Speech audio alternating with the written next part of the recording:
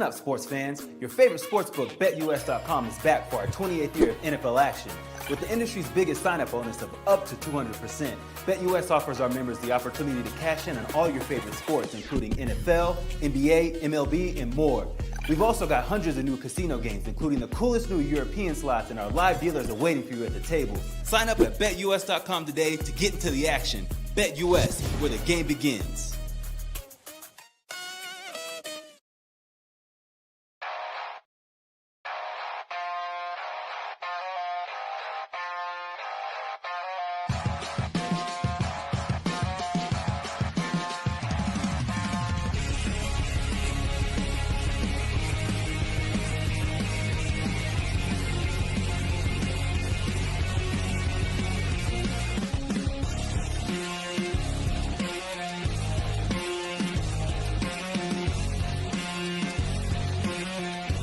And now, broadcasting live from Las Vegas, the Snake Sports Talk Show with Jake Silva starts now.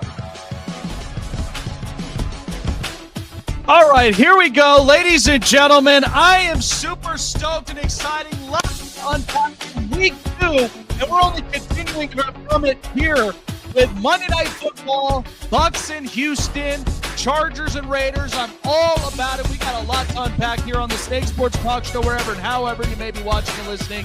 Thanks for making us part of your day. By the way, we got a great guest stopping by, former NFL defensive end, 15-year league.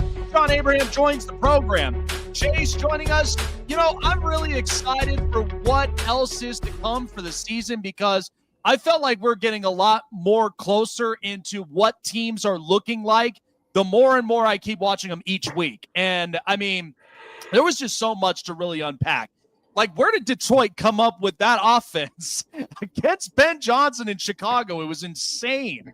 Like, I got a lot to really unpack. It's Chicago. What do you expect? John Abraham joining us here in about a couple minutes here. I do want to start off in talking about this, because this was pretty crucial this week.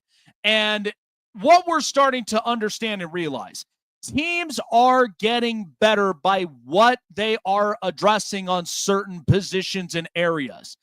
And I'm not saying that this team is not good. I'm not saying that maybe, there isn't some sort of, lightning in a bottle moment for a team like this. But the Kansas City Chiefs played up against Philadelphia, a physical, in-your-face, knows how to execute the tush-push better than anybody in the league. And Kansas City right now, they are now dropped 3 straight games, including a Super Bowl. And what's hard about this, to really swallow this pill for Kansas City fans, this offense looks completely different. I mean, I got Mahomes, as great as he may be, 16 of 29, 187 passing yards, a touchdown, and an interception. And this offense looks completely different. It's not the same electrical offense. I know with Rashee Rice suspended, there's a little bit of that kind of hurts them. But at the same time, I know Andy Reid's going to find a way to figure this out, but it's not going to be taken lightly. I'm watching guys getting frustrated like Chris Jones in the middle of, right in the end of that game, as just chirping. But it's because a lot of these teams in the AFC are just getting better. And, I mean, you watch the Chargers play tonight. Who knows exactly how that's going to work out between them and the Raiders? I mean, the Denver Broncos had an opportunity to win the game against Indianapolis, and if it wasn't for, I don't even know what, I've never even heard of that call in my life. But then that Bo Nix's interception, which really did kind of hit them hard, and Indianapolis comes away with the win, and Denver's now 1-1. Denver would have had a chance to be 2-0, and that would have taken the next step into next week, where you got to play another division rival. And you're watching these 2 division rivals, which they've had beef for a long time. Kansas City right now looks to me, the offense doesn't look the same. Offensive line outside of a couple of areas right now have taken a hit. And I just think even with the defensive game of what Steve Spagnuolo's been able to do, there's parts of this that really does worry me. I'm not saying it's going to worry for the rest of the season, but Kansas City in some of these situations really have to figure it out. I'm not counting them out, but that does not look completely like the same Kansas City offense we're used to seeing. They got to get right. I don't know when this will happen. I'm not trying to hit the panic mode for them, but it certainly did not look good in my eyes. All right, so we're going to tune it into our guest here. Former defensive end, played 15 years in the league, 5 Pro Bowls, 3 first-team All-Pros, knows a lot when it comes to adding in pressures against against a lot of these offensive, fronts. And so joining us, John Abraham joins us on the podcast.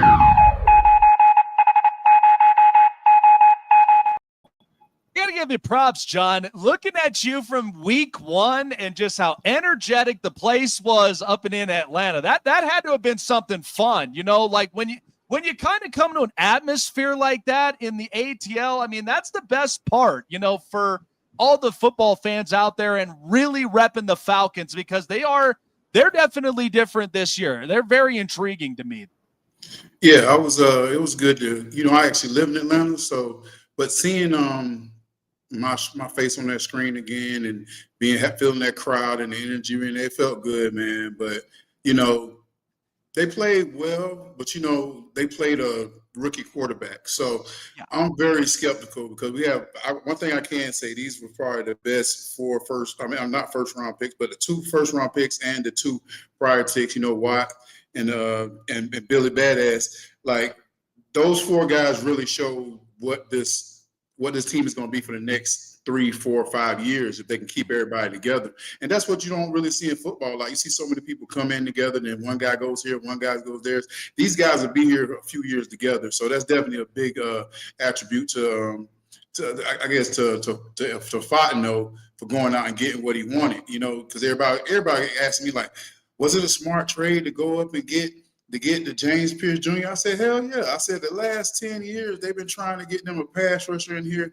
Like, I don't know what. Yes, why not take the advantage of just doing that? Everybody thought about that, about Matt Ryan. Was Matt Ryan a good choice? Yes, he was. So it's a lot of things that they think. Now, they had their times that they picked some people that they thought was going to be great pass rushers, but they didn't end up that way. But I think they did a good job this year.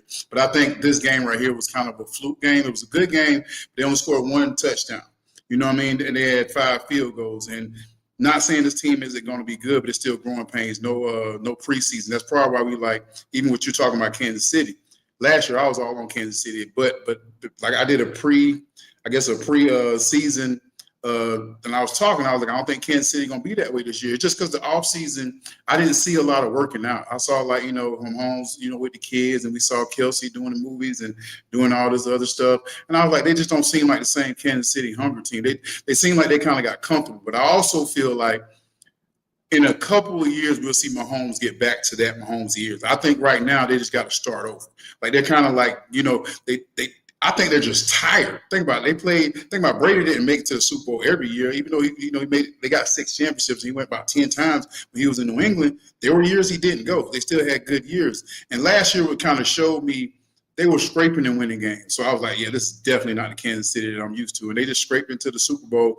And now this year they start off 0-2, which is bad because they never have in Mahomes' era, but that doesn't mean they're going to be a bad team. But I just think they're definitely, like you said before, everybody's catching up with them.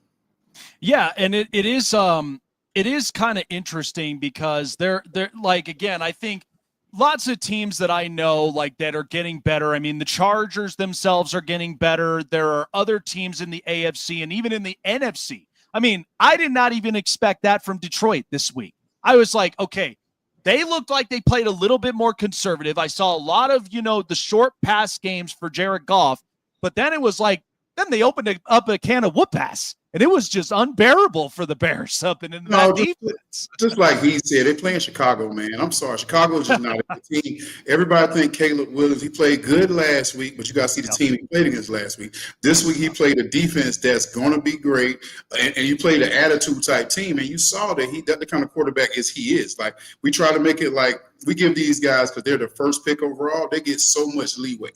Like, okay, well, he's going to be good. We'll wait for it. I'm looking like, nah. And then somebody said something about the way he dressed. that's just talking about professionalism. It's not talking about like him being a bad person because he wears his like shirt hanging out there or he got his socks down. You're a quarterback, so you want to be the most professional person on the squad. You want people to look at you like, okay, well, this guy,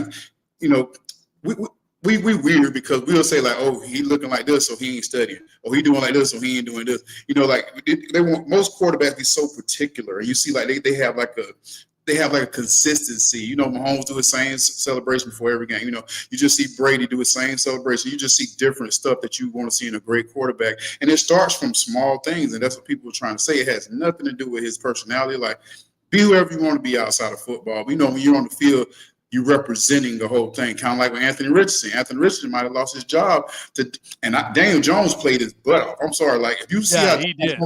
You see him playing in a good offense, like this is a good offense for him. He ain't got to worry about running the ball. He's passing the ball. He isn't getting hit. I was watching the tape, and I'm like, dude, Daniel Jones might be a good quarterback for real. I was like, and Anthony Richardson might not ever touch that football if he look in. Yeah, and it's unfortunate with Anthony Richardson because I said this several times that I was like, for a lot of our young quarterbacks that come into the league, I mean, a lot of these young athletes, there are such high expectations that are involved because franchises, they pay money into it, they invest in it, right? And so you look at a lot of these players, and I feel for a lot of the coaches and up into the staffs, like they try to build the best roster they can with the best gentleman that's out there on the field because you're out there trying to win every matchup of every snap and trying to be the outcome up and in it. So speaking of quarterbacks, you got a chance to watch Michael Penix up front. And I got to tell you, I love what I see. The pocket awareness, the accuracy out of his hand. He almost threw for 300 yards, John. And I'm like, I was watching this offense, and I don't know if you're seeing the same thing I'm seeing, but what I saw from some of the play calling is I watched Penix sling that thing, and he looked comfortable. But then I'm watching some of these spurts where I'm like, am I looking at Zach? Am I looking at, Raheem? Like some of those, they started getting smaller on some of these plays. And I was just like, come on, Penix is like, he's thrown to a lot of these windows. I know communication and gelling a lot of with the offensive players like Drake London and others. Sometimes that does take time, but I felt like they could have stole that game away against Tampa. So did you think there was a change in play calling? What did you see in that game? Because I was like, Penix is in full control in there. Well, what you saw, they couldn't run the ball, so they had to change it up.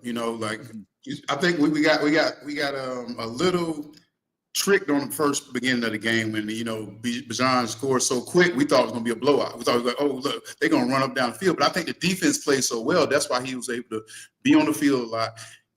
He said it a long time ago, and he's doing it now. He's trying to get Pitts into the game, and then they got to think about it. You want to get Mooney back in the game too, but Mooney been out so long, so you're trying to get him in the rotation. He have so many weapons. It's just tough. You still got Ray out there. You got there are so many people, but Kyle Pitts is his guy. Bijan's got to get his touches. You want to get Algiers in. Just think of all these names I said. And think as a quarterback, you want all these guys to like you. He's 20,000 years old because he's an older second year guy. He's a little older. But his I guess his thing is he is just so tuned in. If you watch this guy, whether they're winning, whether they're losing, you don't see any difference. You don't see a knock in his level of his play or his decision making. And I think he trusts his receivers. And if he don't have to run, he ain't going to. But when he put it on the dot, he put it on the dot. I think they played smart that game. I think last week could have easily been a win, and that's why Koo wasn't kicking this game. And I love Koo. Like Koo is like a legend here in Atlanta, man. He can do anything he wants to except kick a ball now. But but I'm saying from last week to this week, I see him getting better. I saw the improvement, and to say that the defense can win a game for you, and like I said, but this was a rookie quarterback in my mind. So this is what they're supposed to do. I saw a lot of times the line shifted away, and they got free rushes on the quarterback, and they was able to get him down. That's the big thing about it. Big difference from last week. Last week, Baker was running all on. They was losing contained. Baker was running outside, and then they'll lose in the middle. Baker would run. But that's the kind of saying the difference between quarterbacks, but also them keeping contained in that pocket and making and giving the ball back to the offense in good positions every time, having a couple turnovers by young guys. I'm ready to see Jesse Bates come back in, and I think Jesse Bates doing a great job with the young guys like Watts. And Watts coming out looking like just a professional already. But I knew he was going to be that way. The guys that been in college 4 or 5 years, they tend to have a little more, maturity about them. So Penix to me, I know I ran around the question, but Penix is definitely that guy. I didn't know at first, but I watched kind of his college, and it just his poise. His poise, like I seen him took a terrible hit. Somebody hit him real hard, and he just got up, dusted off, and just like got back. Ain't nothing happened. I said, I like that guy already because he looked light in the ass to me, but he could take a hit, and you love to see you're a quarterback. It's funny because last year I was actually saying this. Chase is my witness for this one because I said when it came to Michael Penix, I watched the game against the Dolphins in the preseason last year, and when I watched all pressure in his face and yet still throws a dime like through the needle, I was just like, this guy's completely different. Like, he's not phased. Everybody was concerned about his injury, statuses, but I don't see a whole lot of that. Like, I see a lot of a quarterback that's poised, a quarterback that has undergone a lot of these experiences, and I think that's why, too, in colleges, when you get prepared for that, it really means a lot on the field. So, as a former defensive end, my big thing when Atlanta drafted 2 edge rushers in the first round, Jalen Walker and then James Pierce, I watched the program last night, and look, I'll be completely honest. It was almost getting me to a point where I was a little bored because I didn't see a whole lot of the offense spark, and I was just like, come on, man, the play calling's got to change up. But I love, John, the defense. They added in pressures. Somebody was saying that, when it came to Jeff Ulbrich, and I think maybe this is a part of his game plan, is he's still trying to look for, a 15, 16 sacks a year guy. But what I thought was great when he answered the question about that, look, I need guys to get pressures, whether sacks or not. I need them to get to the quarterback. I need them to really ripple that offense and find ways to really win in the trenches. Like Jeff Ulbrich, I was very impressed last night. What did you think of that? Well, I've been speaking highly of him since he was with the Jets last year. And think about it, the Jets had a collage of pass rushers at one point. When he was there, he could bring anybody from anywhere.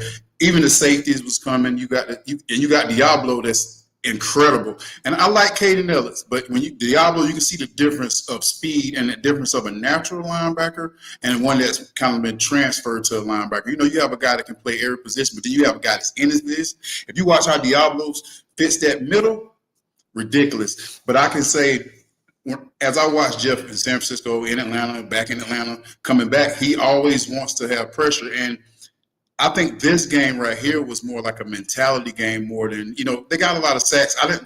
I wasn't really, like a lot of people were just super excited about the sacks. It was me that they didn't let the quarterback get out of it. It was no contain. Yeah. I'm like, it's the Vikings.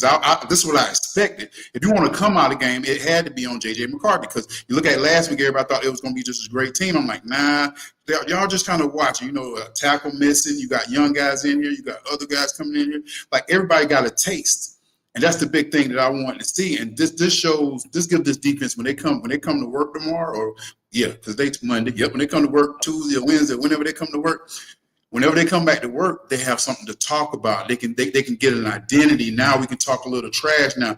Hey, JP, man, I'm glad you did that. Boom, let's go. Now they see what they can be.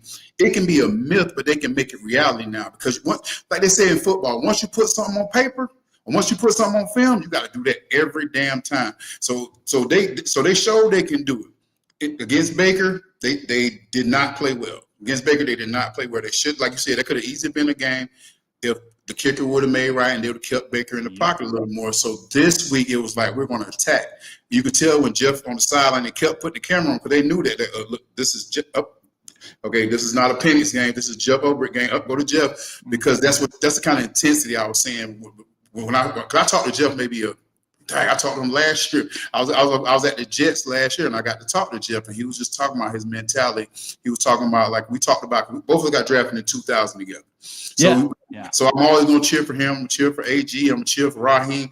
I'm going to cheer for Ty Bowles. All these guys that I met my first year in the league, I'm cheering for. So, but the experience is shown there. And like I said, he had almost the same defensive players besides like having the Williams at D tackle, but everyone else, like, having the Williams Williams compared to Diablo when he had with the Jets. You had the Huff, you had Johnson over here. Now you have multiple guys. You got Abakady, you got everybody. You got everybody you want. Like it's just so many guys that they have that can come off the edge. And a lot of these guys might not be here next year, but a lot of these guys can get good contracts somewhere else if they just show they can play well in this defense.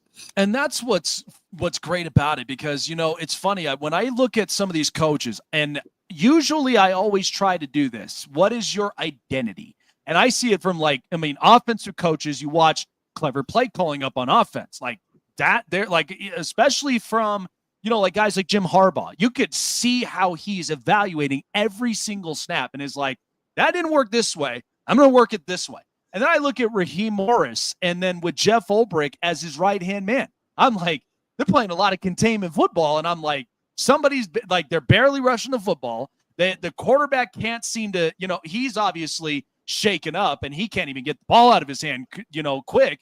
But he's putting a lot of pressure up on it. I'm like, that is a Raheem defense right there. That I can see.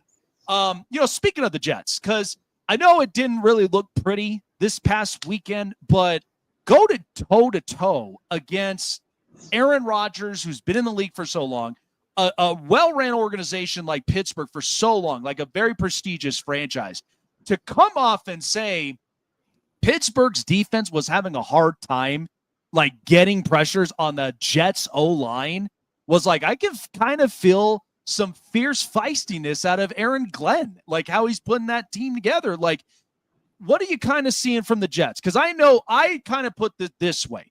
This will be a fun team. I don't think they're quite there yet, but I know Aaron Glenn is going to work a lot of the pieces, get everything together, and then maybe potentially make up a jump. But they may be a fun team to watch all season long, just kind of seeing from play schemes, toughness, and really kind of getting after a lot of these opposing offenses. I think right now a lot of people are in fear mode. What happened to Gibson, getting cut for making mistakes, I think watching the guys, they didn't they was attacking as much as it was in Pittsburgh. It looked like they was kind of sitting, waiting, and even Sauce missing a simple sack. This guy tackled people open field all the time.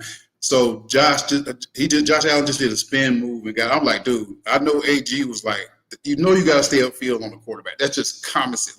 Even I know you're a cornerback and it's different, but open field tackles are what you do. So I just saw a lot of players scared to make mistakes right now because he made it pretty prevalent that if you're going to make us lose, you're out of here. So a lot of guys are really just playing their position. A lot of guys scared to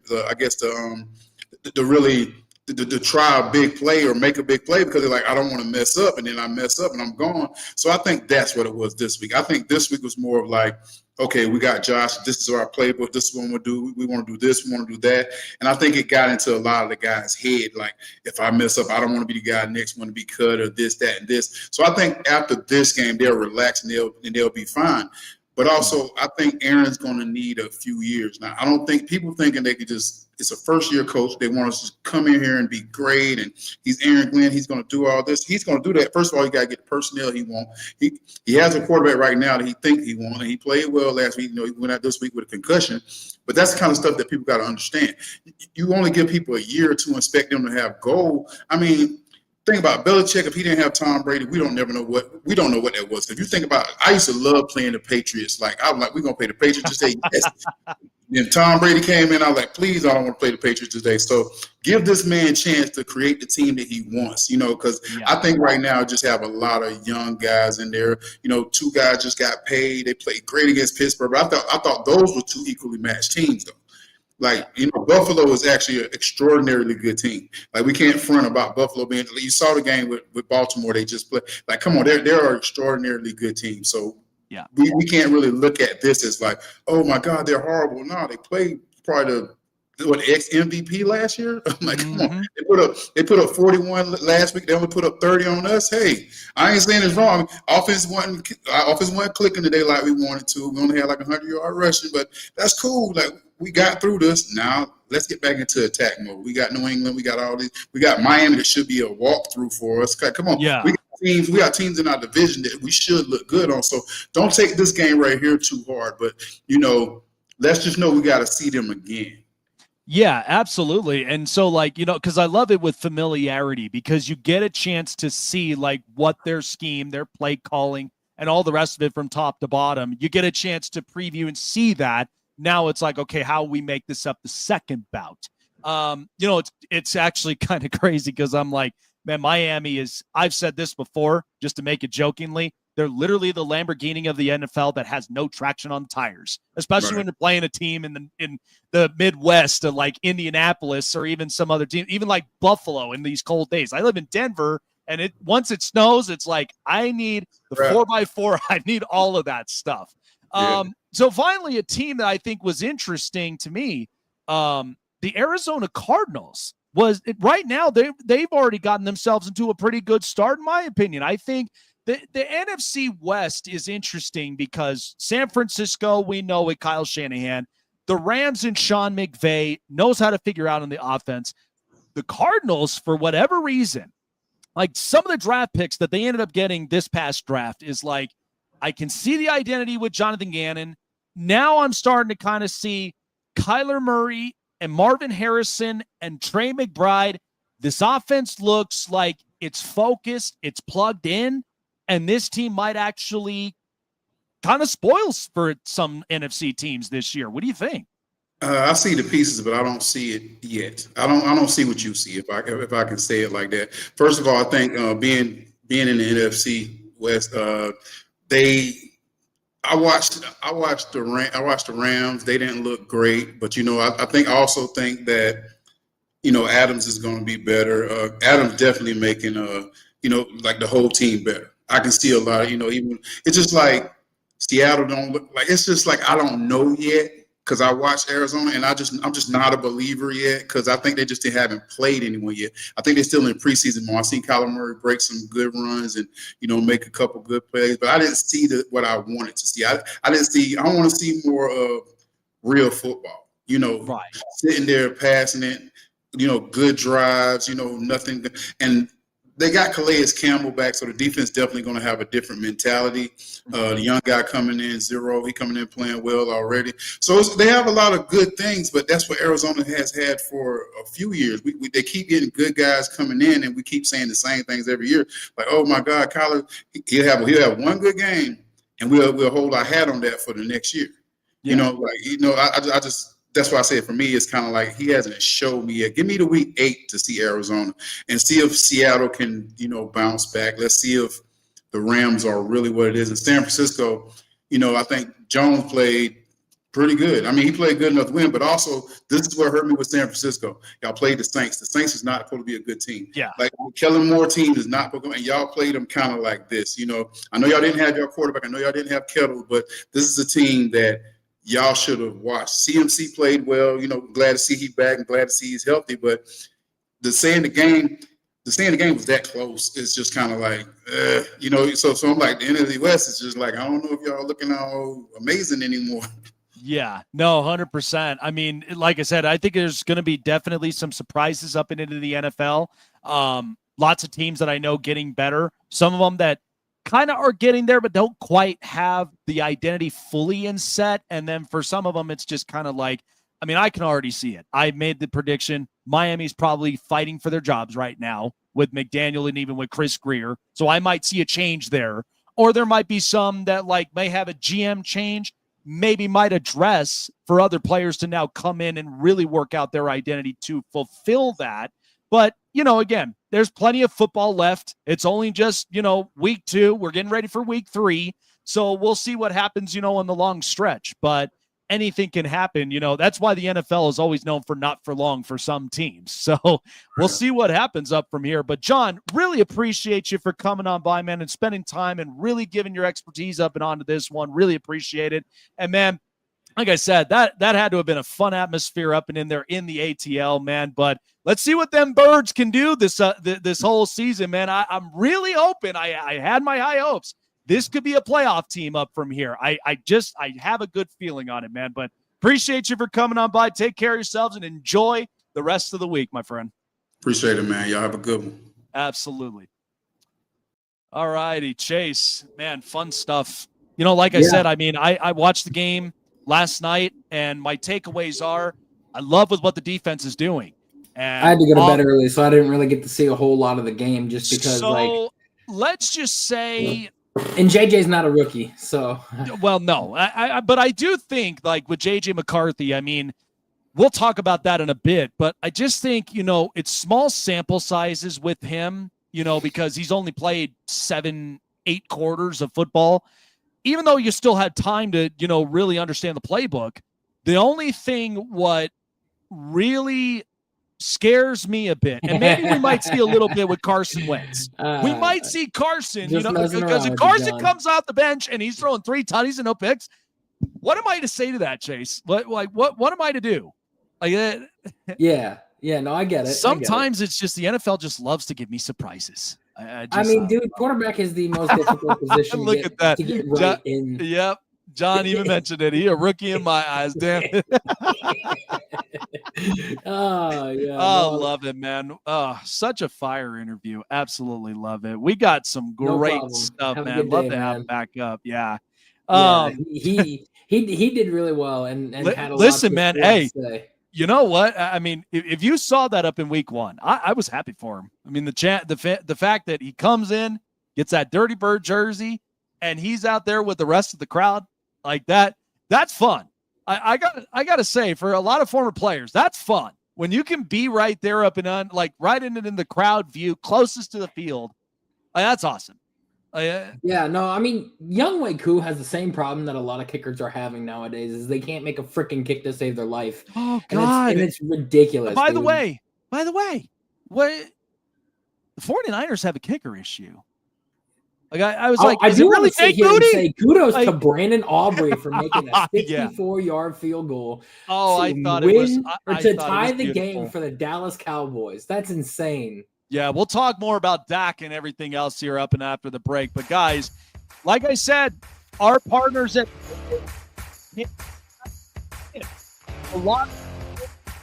Yeah, every time game we got with Jake's triple play prop bets. You can look it up.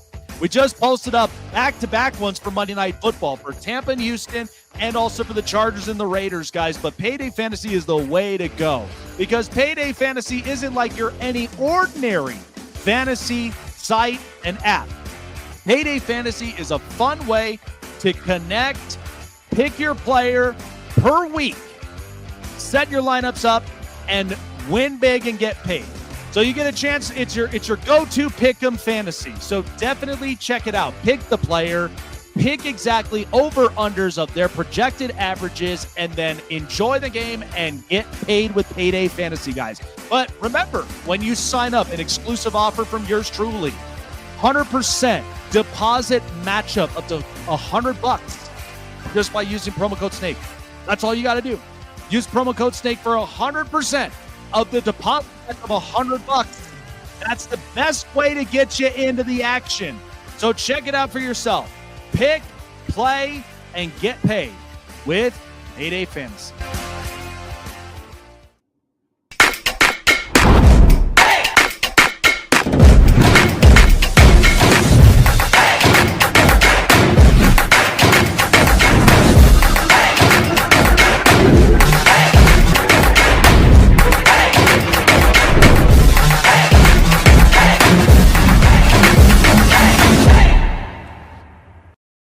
Looking for a show with the best takes and opinions? Want a show with the best coverage around the world of sports? Jam-packed with an all-star interview lineup? Then the best place to find it all, sports and entertainment, is right here. Join Jake Silva on the Snake Sports Talk Show, presented by SeatGeek and BetUS. Weeknights at 8 p.m. Eastern, 5 Pacific on Sports Wave Network. Want to find your seat for the event of your choice but can't get one that fits your desire or your budget? Well, my friends, SeatGeek has you covered. SeatGeek is the official sponsor of the Snake Sports Talk Show. With a list of over hundreds of events to choose from, SeatGeek will assure you that you won't miss your seat with the amazing view of your choice at the most affordable price. Whether it's looking for your best seat in the house of your favorite sports team, finding live concerts that get you closer to your favorite artist, or enjoying your spot at your favorite live shows, comedies, and more. SeatGeek has it all just for you. Go online to SeatGeek.com or download the app on your mobile device through Google Play and the App Store. And as a special offer before checkout, use promo code SNAKESPORTS and save yourself $20 off of your purchase of your first ticket and experience why SeatGeek is the most trusted ticketing app for your next event. Remember, that's SeatGeek.com and download the app on your phone with promo code SNAKESPORTS for $20 off and find your seat with SeatGeek.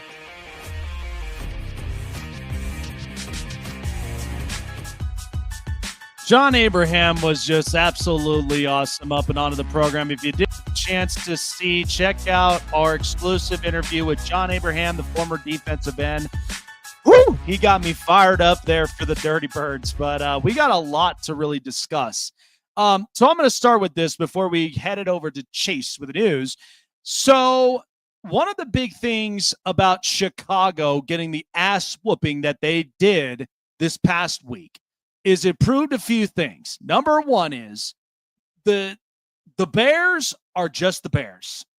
And then at the same time, I think Detroit walked in this week pissed off because they lost to a division rival in Green Bay. And my big takeaway is watching that game with Chicago, I don't even know if this is fixable for the Bears. Like, I'm watching Caleb Williams several times now on a bunch of these throws. And what I'm not liking with what I'm seeing is that he's just not quite in control. And I think that's what's really struggling for a lot of, for everybody, even for Ben Johnson. Because right now, every time when I'm watching Caleb Williams throw the fastball, he has no control. And what's worse about this is the Bears offense. This is why Chicago continues to have problem after problem after problem with their offense. I know they had their identity with the offensive line. That was mostly up for Ben Johnson. But what I'm seeing right now, and what I'm sure some people would understand, is that Ben Johnson kind of reminds me a bit like, in a sense, like Kyle Shanahan. But I'm going to tell you why. What you watched this past week with San Francisco, without Brock Purdy, you had Mac Jones. He's accompanied by a system that works. And the system will play small to get the script and then eventually get comfortable to add in these really good plays. That's what the Niners are all about. They had no George Kittle. They didn't even have a lot of their big star players. And yet they still won. So Chicago with Ben Johnson, you saw how many times did Ben Johnson compliment with Tyson Bagent? That's not a good look if you're Caleb Williams. You paid all this money and Caleb Williams can't get the simple stuff down. You don't want to turn around and be Anthony Richardson. I'm sorry to have to basically put it down like this. But if you're playing a lot like Anthony Richardson and distributing the ball and you can't even, nail layups, like, that offense is not going to work. And but this is what Chase and I previewed, is it's all on Caleb. What is Caleb going to look like? Under pressure, can he nail the hooks? Can he nail the layups? Unfortunately, with the Bears, they still can't figure it out up and on offense, and the defense just got obliterated. 52-21. They weren't toying with them. They were bullying them. They were giving them nuggies. That was a complete disaster from Chicago. And I should have known better after picking them, because that game in itself just reminded me so much why the Bears, I can't really take them seriously. It's the same old Bears stuff, and we're just kind of living in it. But I don't know. Is this going to be a quarterback issue from here on out when I watch Caleb Williams like this? Because if it is, this ain't going to pan out well for the Bears for the next few years. Let's get to Chase with the news. And now, here we go. Hey, everyone, it's story time. This is the Hot Press. Complete, and utter horrendous play from Chicago. Like, good God. Dude. You couldn't even ask for you couldn't even make it a game. Ben Johnson had his choice of the Jacksonville Jaguars or the Chicago Bears, and he chose the Chicago Bears. He was in a much easier division with the Jacksonville Jaguars. He has Caleb Williams. Caleb Williams sucks, though. He sucks. He's a terrible quarterback. I've been saying for years that he's going to be a bust.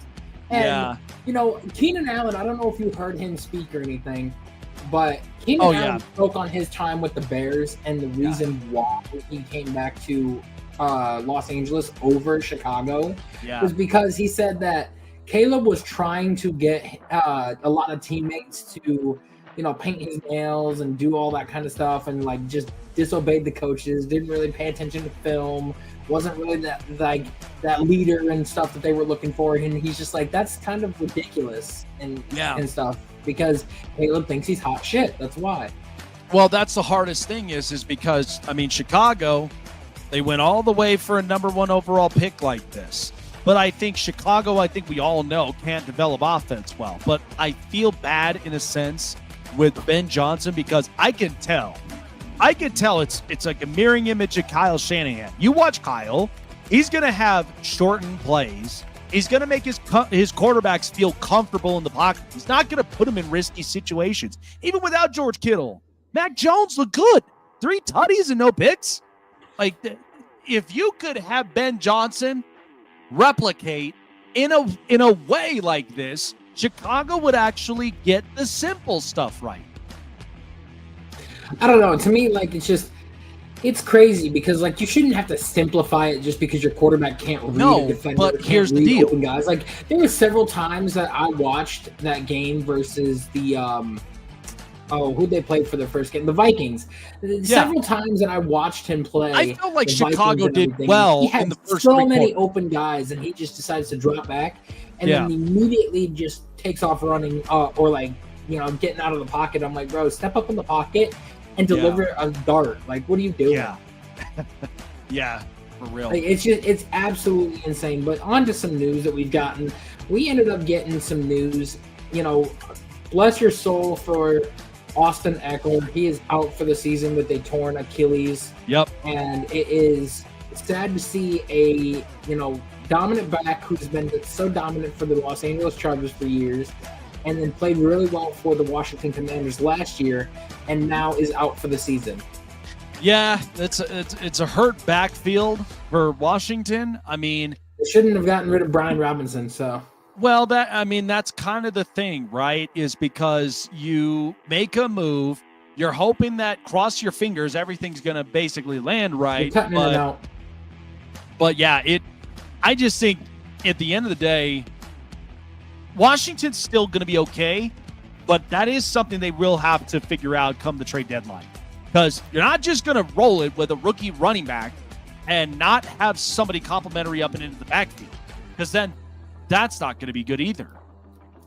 Yeah, it's definitely hard to figure out what you're going to do at running back. There's so many options that you're going to get at the trade deadline if you decide that you want to go that route. But, other news is that with the Miami Dolphins, a lot of their fan base has just jumped ship already after the 2 disastrous weeks that you have seen with the New England Patriots, and then the first week with the freaking Colts, and how they put up 38 on them.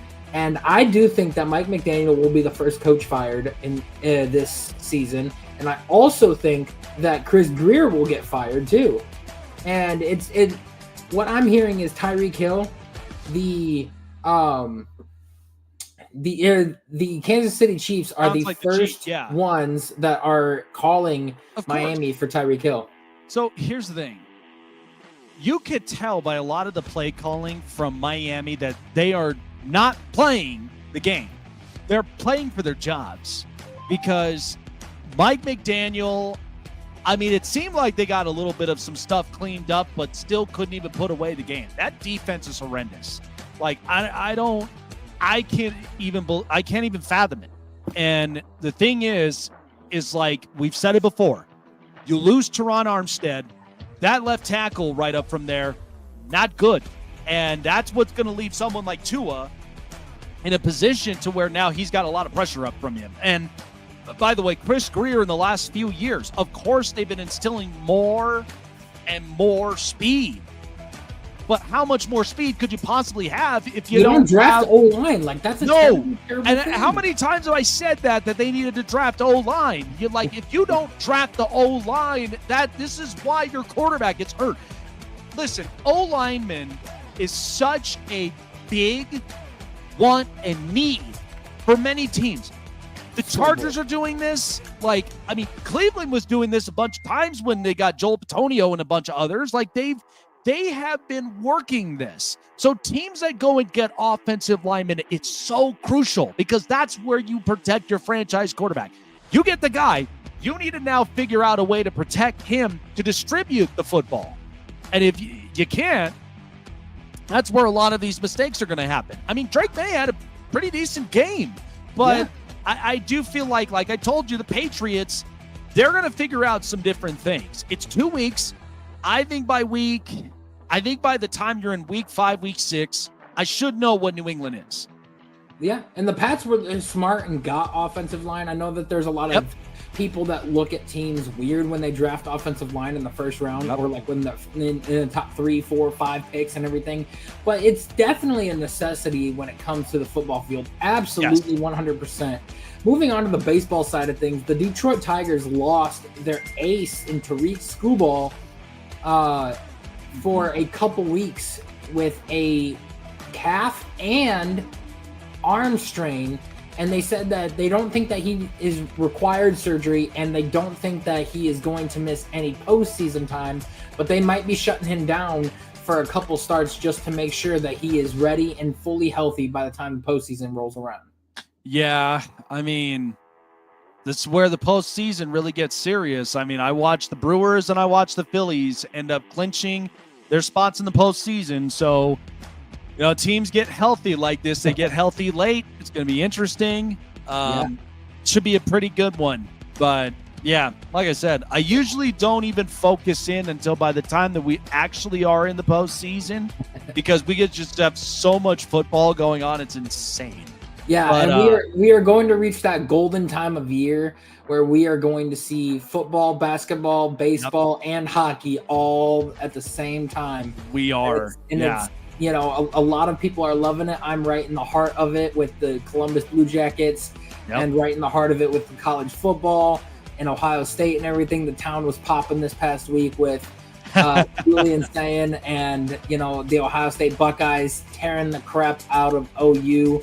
A lot to look forward to and a lot to, you know. Well, I'm excited, you know, going down over to Tom's Watch Bar watching the Charger play. that bar's going to be popping tonight. And even being down up next to Coors Field, which, you know what, really will. You're going to draw more of a crowd there than you are of just the Rockies up in general. Last piece of news I got is don't be shocked if we see Dylan Gabriel either next week or the week after for the Cleveland Browns because I do know that Jimmy Haslam has been trying to make it to where he doesn't fire coaches in the middle of the season. He fires them at the end of the season just to, you know, preserve the look of his franchise and to make it a lot better way of handling business and everything. But I do know for sure that they are probably going to start Dylan Gabriel either next week or the week after if Joe Flacco continues to fall because they want to see what they've got in Dylan before they go into this next draft and are like, hey, we need to go draft a quarterback of the future. Yeah, I mean, it's only a matter of time, man. It's only a matter of time till I hear Shedeur Sanders, you know, come out and play, and hopefully we shall see. I hope we see him by, I think, week 10 or 11 when they play the Titans and everything. Cam Ward and Shedeur Sanders playing together. Yeah, that'll be the hope. Chase with the news. And now, here we go. Hey, everyone, it's story time. This is the Hot Press. So good. I really did want to get into this because I know that we talked with John Abraham here up and into the program just earlier. But when I watched the Falcons game last night, I mean, I didn't want to end up pointing out and just basically saying it this way, but I felt like it was kind of boring up on offense, and I don't know what to make of it. It was all defensive. You could tell by just the way that an identity is all put together by just how you see it. And I think Atlanta is going to be just fine, but I feel like that there were parts in those games where this offense was stagnant. And last week they couldn't get the run going. But Bijan Robinson can catch and run. That's the one thing that the Falcons have to understand. I think the defense, Chase might argue with it, they could be a top 15 defense by the end of this year, the way that they're playing it. I can see with how they got their identity. They're getting pressures, even if they don't have a 15, 16 sack, sack leader on the roster.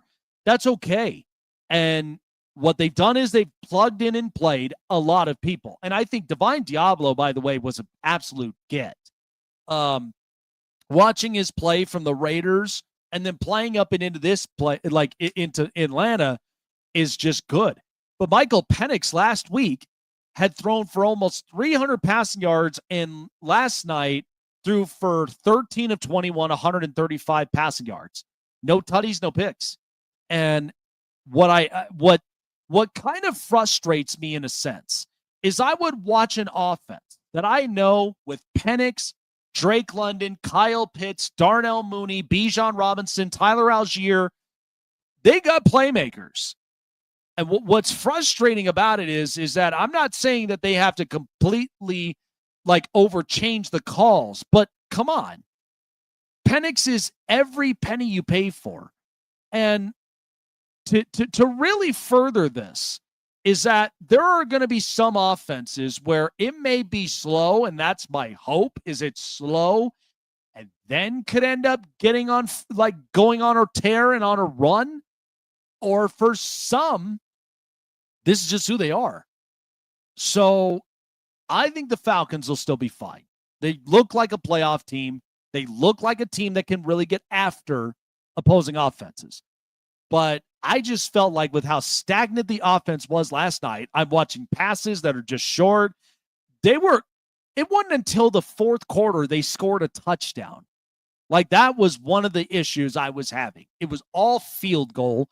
J.J. McCarthy was completely shaking in his boots, and I just didn't even know what to think of it. So, but the Falcons, they are a playoff team. In my eyes, I think the team will be just fine, but hopefully they can clean this play calling up when it comes to the offense, because I want to see more of these really good plays from Penix and then really see what the Falcons legitimately could look like. So, couple things. But it's funny because I was watching college football, a couple of some of the replays, but I don't say this a whole lot, but Miami looks really good. I didn't even think that even after last year, and what knocked Miami was they had such an atrocious defense with Cam Ward. It was bad. I'm watching a little bit more of a rejuvenated offense with Carson Beck. And Carson Beck right now is looking like a top 5 quarterback. And I watched all these quarterbacks over the weekend. I mean, John Mateer, Bryce Underwood. Michigan was just all gas, no brakes. Then you watch Carson Beck, and you watch him of what he did to South Florida. That completely killed my whole line, because I thought South Florida would have at least put up a fight. And then initially when they saw Miami, wasn't even close. So Miami could really shake some things up. And you know what? They're in the better part of this because Clemson looks overrated. I don't even know what to say about Cade Klubnik. But offensively, they can't get anything generated. I mean, the D-line looks pretty good. But now you're kind of taking some of those positions, the important spots, for granted. And I think that's why Clemson right now, I can't take them seriously either. So it's it really is a hard place in the ACC when you can literally look like this. So Clemson, there were so many talks about them being a top team. I don't see it. And I don't even know if it even exists. But right now, Miami's playing very good football. I'm not going to put him so high up and into the pedestal, but Carson Beck looks like a very good rejuvenated version of himself. And it looks a lot better. Looks a lot better than what Georgia even had put together. And so, and you know what? To go back to back in some of these, at least with Cam Ward and with Carson Beck, that could be very impressive for Mario Cristobal. Like I'm watching Carson Beck. I was jaw dropped. I couldn't even believe it. Those people that think that Clemson was going to be a powerhouse this year was absolutely insane. Would have at least absolutely some things up. Like I didn't think they would be up there with like with Ohio State or Texas. Well, dude, I kept seeing LSU. like Cade Klubnik as like the number 1 overall pick in this next draft. I kept seeing people saying like Clemson has like so much talent and everything, and that they're going to dominate. Looked overrated in my eyes. Blah. It was just so bad. Really? But I'll tell you what, though. I mean, that's what I'm saying. If I had to look at quarterback stature, John Mateer I really like. I do too. Carson Beck now, I believe, really added into that list because he looks so rejuvenated. Let's see if he can continue it, because like when it that's why I'm holding my breath. Season, it usually goes like this. So that's why I'm holding my breath. Like John Mateer is starting to make a name for himself, and if he continues on this track, he's on a fast track to the Heisman. So there are 2 things I do want to talk about with 3 minutes left in the program. So number 1 is, I mean, you brought it up earlier with that Brandon Aubrey kick.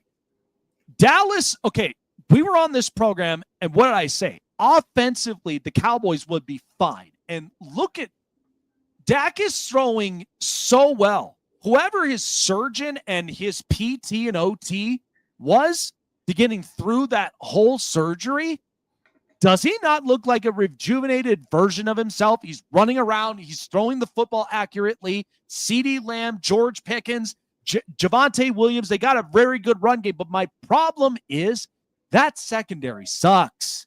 Like, and this is why I said I tried to be on the side of which when they traded away Micah Parsons, I understood why. Okay, but as I told you before, you either go get Caleb Downs or you go get Muhammad, the corner from Texas. You need somebody there. Caleb Downs you alone. Need somebody there in that secondary. Seriously, it looks like crap. You like leave that alone. But like you just paid Deron Bland. Trayvon Diggs had somewhat of a game, and I watched him. How many times did you see him go one way and then he misses and he's burnt in the other? Yeah. That's not a good secondary.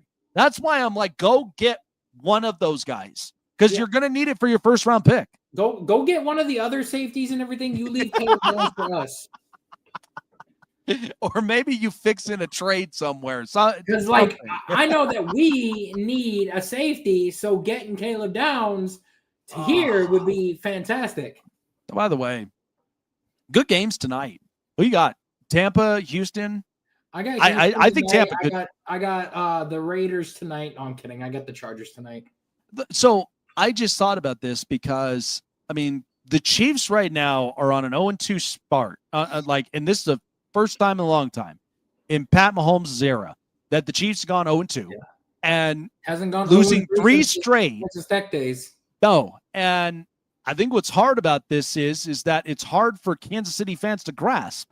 So my big thing is that Denver had an opportunity to win that game yesterday against Indianapolis.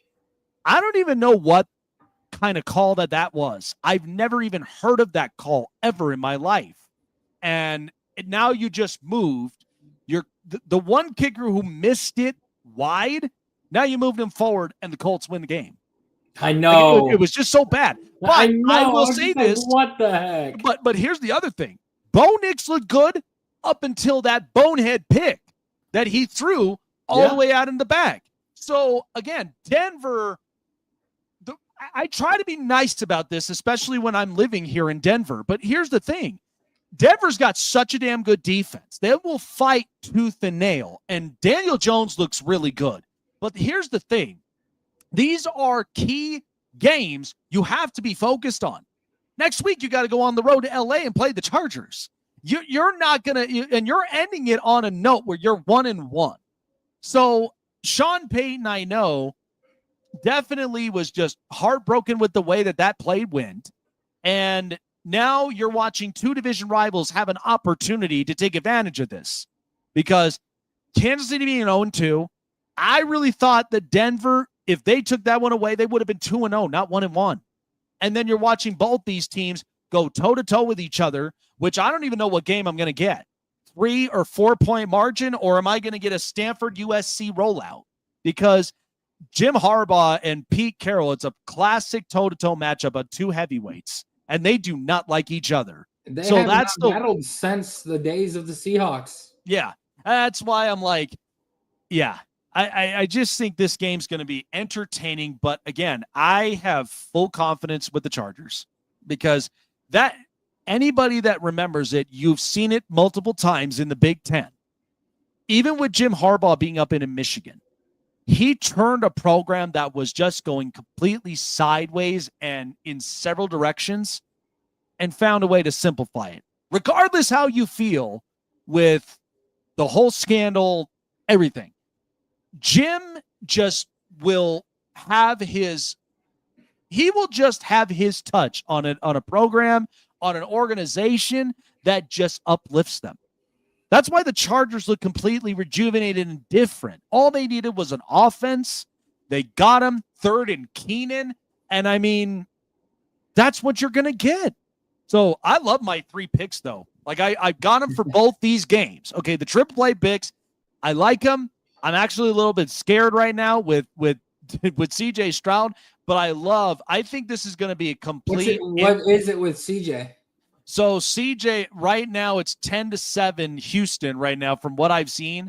And I'm going to bring it back up and onto the box score. Oh, now Tampa just scored 14-10. Do you need Baker Mayfield 2 tutties.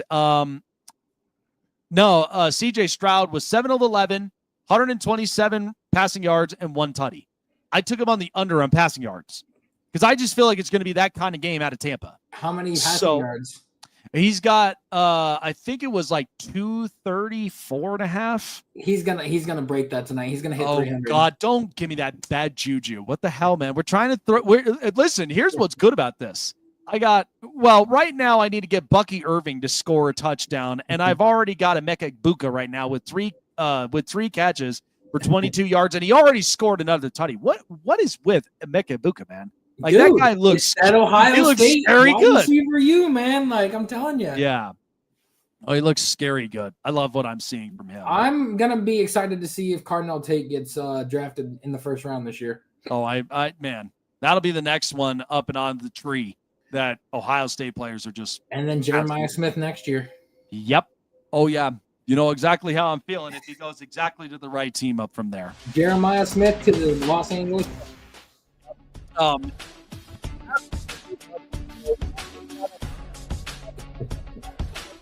Loved it, man. I mean, again, I got some ATL now up and onto the show. We got a couple more.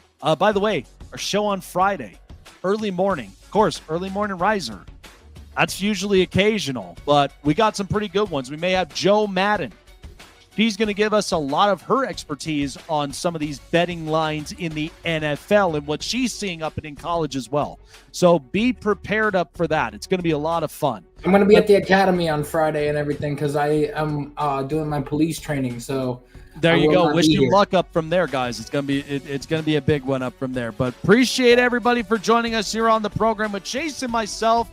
Have a wonderful evening. Enjoy the Monday Night Football games. The back-to-back games we got tonight. It's going to be a lot of fun. Sure. Take care, everyone, and check out our triple play prop bets as well on all of our social medias. Have a great night. Enjoy the games.